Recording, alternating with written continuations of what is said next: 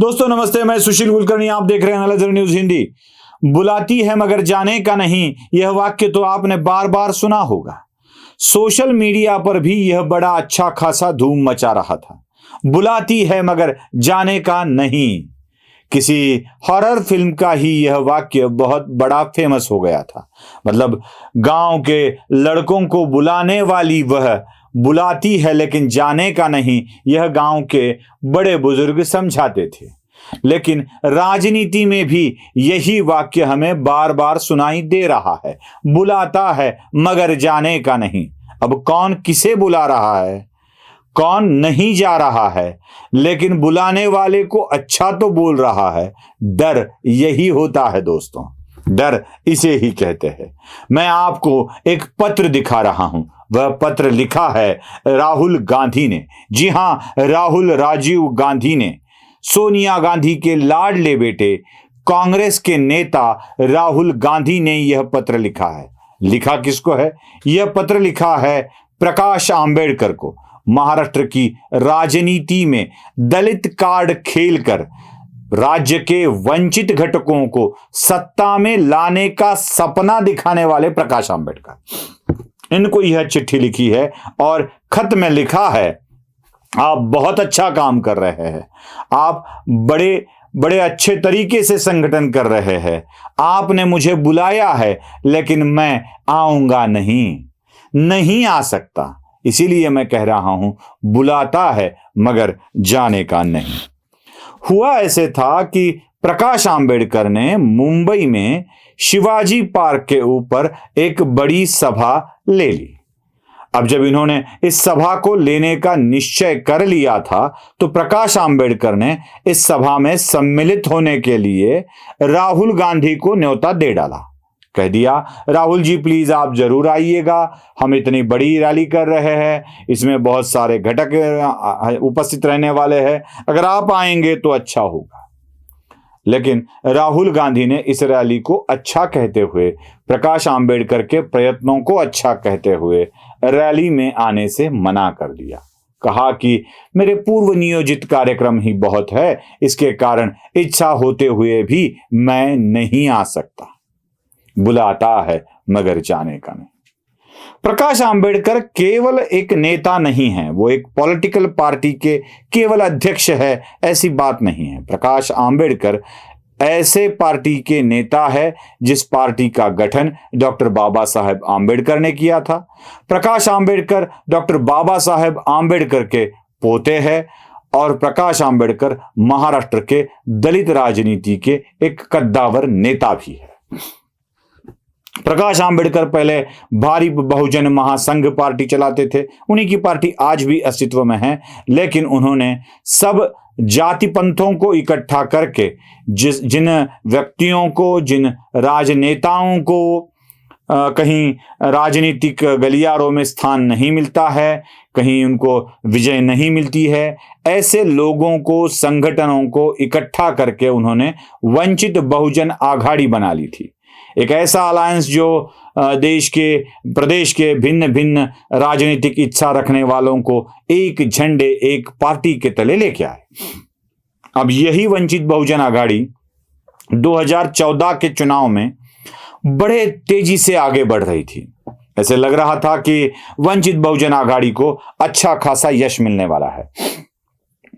वंचित बहुजन आघाड़ी ने जो वोट बटोरे थे, उन वोटों की गिनती अगर की जाए तो एक बात 2014 में साफ हो रही थी कि कांग्रेस का महाराष्ट्र में जो सुपड़ा साफ हो गया, एनसीपी को जो पराभव का सामना करना पड़ा, उसके लिए कारण वंचित बहुजन आघाड़ी ही थी। 2019 में यह खेल जरा सा बिगड़ गया। वंचित बहुजन आघाड़ी को बहुत बड़ा स्थान नहीं मिला, बहुत बड़े वोट भी नहीं मिले, धीरे धीरे उनकी लोकप्रियता घटने लगी। वंचित बहुजन आघाड़ी ये चाहती थी कि कहीं हम कांग्रेस के साथ चले जाए, कहीं राष्ट्रवादी कांग्रेस के साथ चले जाए, या तीसरा ऐसा गठबंधन बना लिया जाए जिसके जरिए सत्ता तक हम पहुंच सके। अब वंचित बहुजन आघाड़ी इतने तेजी से बढ़ रही थी कि इसका खतरा लगने लगा कांग्रेस और एनसीपी को। ऐसा लगने लगा कि अगर हम इनको साथ ले ले तो शेयरिंग बहुत करना पड़ेगा, सीटों की शेयरिंग बहुत करनी पड़ेगी। अब यही शेयरिंग एनसीपी और कांग्रेस दोनों पार्टियां नहीं चाहती थी, इसलिए वो दूरी बनाए हुए थे प्रकाश आंबेडकर के साथ कि ये हमारे साथ न आए, और साथ ही साथ प्रकाश आंबेडकर को बदनाम करने की प्रक्रिया भी लगातार चली जा रही थी। मतलब वंचित बहुजन आघाड़ी और प्रकाश आंबेडकर को भारतीय जनता पार्टी की बी टीम कहा जाने लगा था। वो भारतीय जनता पार्टी के विजय के लिए ही काम करते हैं, वो सुपारी लेकर काम कर रहे हैं, इस तरह की अफवाहें, चर्चाएं या दावे कांग्रेस और एनसीपी के खेमे से किए जा रहे थे। अब वंचित बहुजन आघाड़ी अपने मार्ग पर अड़िग थी। वो कह रही थी कि हम बहुत बड़ी ताकत है, कम से कम आपको परास्त करने की क्षमता तो हम रखते हैं, इसलिए हमारे साथ सीटों की डील की जाए और सम्मानजनक सीटें विधानसभा और लोकसभा के चुनाव में भी हमें दी जाए। याद होगा आपको, प्रकाश आंबेडकर ने सोलापुर से चुनाव लड़ा था और वहां से कांग्रेस के प्रतिद्वंदी हार गए थे। मतलब कांग्रेस को हराने में वंचित बहुजन आघाड़ी का बहुत बड़ा श्रेय था। जहां जहां कांग्रेस और एनसीपी परास्त हो चुकी थी 14 में भी और 19 में भी, वहां पे अगर डिफरेंस देखा जाए वोटों का तो वंचित बहुजन आघाड़ी का बहुत ही अहम स्थान था। तो प्रकाश आंबेडकर इसी बात को लेकर अड़े रहे थे कि हम आपको परास्त कर सकते हैं, बस उतने ही वोट हमें दे दे, उतने ही सीट शेयर हमें दे दे। अब जब कांग्रेस और एनसीपी थी तो उनके साथ सीट शेयरिंग करने में कोई दिक्कत नहीं थी, लेकिन अब कांग्रेस और एनसीपी के साथ उद्धव बाला साहब ठाकरे भी आ गए थे। अब बात ऐसी बनी थी कि 48 लोकसभा की सीटें, 288 विधानसभा की सीटें, अब तो सीटें बढ़ने वाली नहीं थी। तीनों पार्टियों में इनका विभाजन करना बहुत ही मुश्किल हो गया था, बहुत ही मुश्किल। इसलिए एनसीपी और कांग्रेस दोनों इनको साथ लेना नहीं चाहते थे, इसीलिए दूरी बनाए हुए थे। और इधर प्रकाश आंबेडकर एक असली सियासी चाल खेल रहे थे, खुद होके दोस्ती का हाथ आगे बढ़ा रहे थे। खुद कह रहे थे कि भारतीय जनता पार्टी को अगर परास्त करना है तो आ जाए हमारे साथ, भिड़ जाए हमसे और मिलके भिड़ेंगे भारतीय जनता पार्टी से। अब इतनी कम सीटें लेकर कांग्रेस क्या लड़ेगी, एनसीपी क्या लड़ेगी, उसमें भी एक चाल और हो गई। ये चाल हो गई कि उन्होंने, प्रकाश आंबेडकर ने उद्धव बाला साहब ठाकरे के साथ अपना रिश्ता बना लिया, उनके साथ अलायंस बना लिया।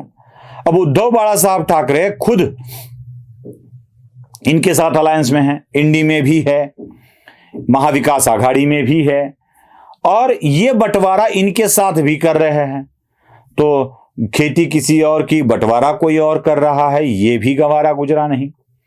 और साथ ही साथ दोस्ती का हाथ बढ़ाते बढ़ाते प्रकाश आंबेडकर कांग्रेस के ऊपर आलोचना करना भी नहीं रोक रहे थे। हाल ही में उन्होंने जरांगे पाटिल को एक नसीहत दे डाली।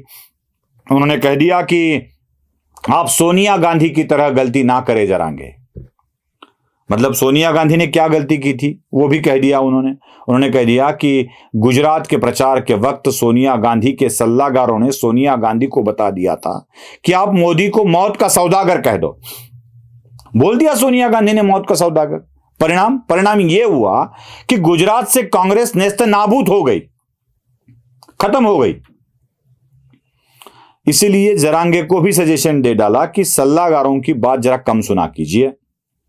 अगर इस तरह की आलोचना प्रकाश आंबेडकर सोनिया गांधी के ऊपर कर रहे हैं तो कांग्रेस अपना हाथ दोस्ती का बढ़ाएगी कैसे।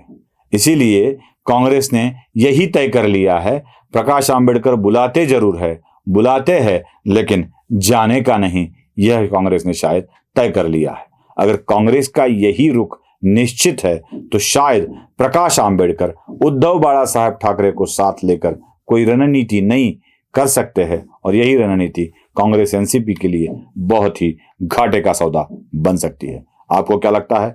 लाइक, शेयर और सब्सक्राइब करके जरूर बताइए। धन्यवाद।